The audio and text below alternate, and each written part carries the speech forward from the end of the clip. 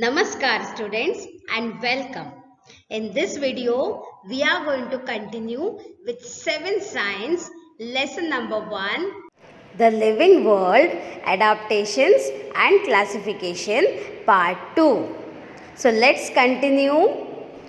In the last video, we had finished till the introduction of adaptation in desert plants. Now let's continue with the same. Next now, what are the other features of desert plants? Sometimes leaves are very small to avoid water loss. See this babool tree. This is a babool tree. Acacia or babool tree. See the thorns, big thorns. Can you see them, children? Check out the big thorns in it. Yes, I can see them very well. This way, they are protecting themselves. The animals are unable to eat the leaves. But children, these leaves are the favorite of goats. Goats love to eat these leaves. They have small mouth, no children, so they are able to catch hold of those leaves. Do you know there is a place in Maharashtra called Babalgaon only because there are a lot of babool or acacia trees. Yes, there is one village also called as Babalgaon in Maharashtra. Next, let us see some more features of adaptation in desert plants. What else helps them? Oh, aloe vera plant. The stem is fleshy because it stores food and water. Yes, see so much of food and water it is storing. It is also green in color as it performs photosynthesis in absence of leaves. Yes, it's not having leaves, children, but see the thorns. They are telling the animals, they are telling the predators, don't eat them. Otherwise your mouth will get hurt.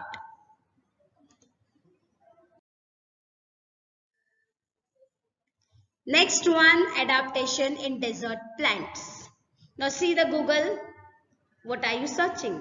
The Google is asking, I am Google. Everybody searches me. Now what are you searching? The root is telling water. I am searching for water, especially the desert plants. Now this is one very huge cactus plant. Very huge. Where are they found? In America, California. The roots of desert plants penetrate deep into the soil and also spread around in search of water. Yes, they have a very strong root system, children, the desert plants, because they are searching for water down. Do you know it is illegal to cut cactus in California as it takes hundreds of years to grow? Law. Now, see a few more features of adaptation in desert plants. See this crocodile. Ew, I'm sunburned. Let me put some sunscreen. They also might be getting sunburned. No children, the desert plants, there is so much of heat and sun is so intense. So how do they protect themselves? See this plant. It is having a waxy coating, it seems, children. The thick layer of waxy coating prevents water loss from desert plants. Yes, they do have a waxy coating. This prevents them just like the sunscreen. Now, let us move to the adaptation in plants of snowy region. The plants of snowy region, see the plants of snowy region, they have sloping branches, just like a triangle. Cone shape. These trees have sloping branches and have conical shape. This prevents snow from accumulating on the tree. Now, adaptation in plants of snowy region. A few more features. Again the conical trees. Trees in snowy mountains have a thick bark, very strong and thick stem. The most expensive stem comes from the pine tree, children. This gives extra support to the tree to handle the weight of snow and also helps to withstand the cold. Yes, if by mistake the snow accumulates over them, it will make the tree very heavy. So they have a very strong stem. We call it as a bark, very huge bark to give support to the tree. Now, adaptation in forest trees. Oh, trees in dense forests are huge and tall. Let's see this huge tree which they are mentioning about. Oh, it is really a very huge tree. Forests really have a lot of fertile soil, nutritional soil, as they need to compete with other trees for getting sunlight. Why are they so tall? Because they are all competing with each other to get sunlight. Who goes more higher is getting more sunlight. Next, adaptation in forest climbers. Oh, climbers are very smart. How are they smart? Let us see. Climbers and vines grow with the support of trees to get sunlight. Ah, really children, see, the climber is taking support of the huge tree. So really the climber is very smart. It cannot go up, no, so it is going up like this. It will reach on top, definitely. Now let us see the adaptation in grassland plants. What are the adaptation in grassland plants? This is a tropical grassland, children. A warm climate. You can see so many giraffe and the grass is grown. Especially see the grasses, children. It's a grassland. That's why more grasses grow here. Diverse type of bushes and grasses are found in grasslands. See, these are the bushes and these are all the grasses. See the bushes here, here, here.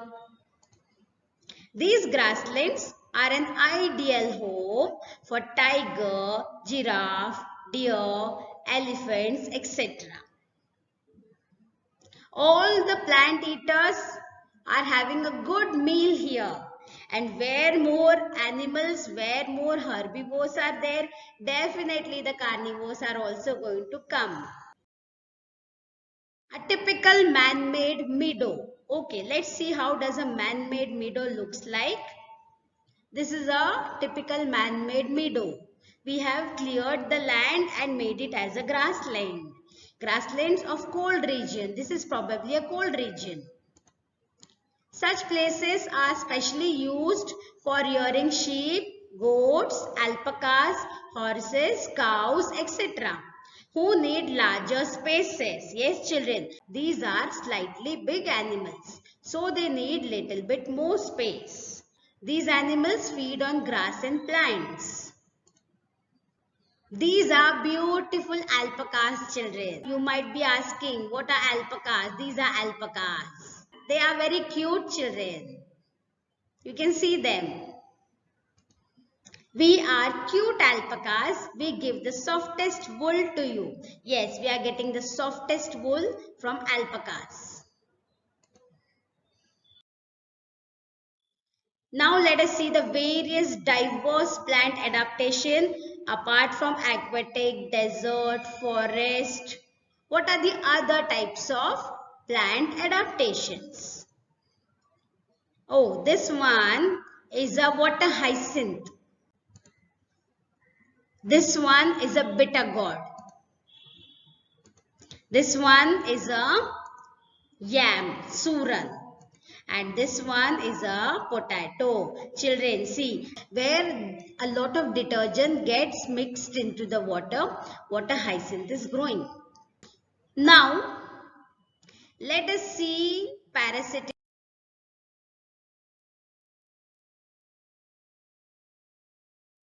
plants. What are parasitic plants? Insect eaters. Yellow wire is the dodder plant. Let's see What is that yellow wire? This one. See children, see the yellow wires. That is a dodder plant. These plants do not have leaves, so they cannot prepare their own food. These plants have hostorial roots which penetrate in the host plant and takes all the nutrition from it. Yes, they are penetrating inside the plant. They penetrate inside the plant, children, and take away all the nutrition from this green plant. So what will happen to that green plant, children? The host plant, the green plant, from which the parasitic plant takes food, dies after some months. Of course, it is going to die, children. Let us see what are the insectivorous plants. This one is an insect eater, children. This one is an insect eater. Its name is Venus flytrap. The other one, pitcher plant. And the next one, see, sundew. It looks so beautiful, children. This little insect got attracted to this. Even we are finding it beautiful, children. These plants grow in soil which is deficient in nitrogen. Yes, a question might come in your mind that where do these plants grow and why do these plants eat insects? These plants grow in soil which is deficient in nitrogen. So to fulfill the nutritional requirement of nitrogen, they eat small insects. So children, I hope that you all have understood everything. Thank you for watching till the end.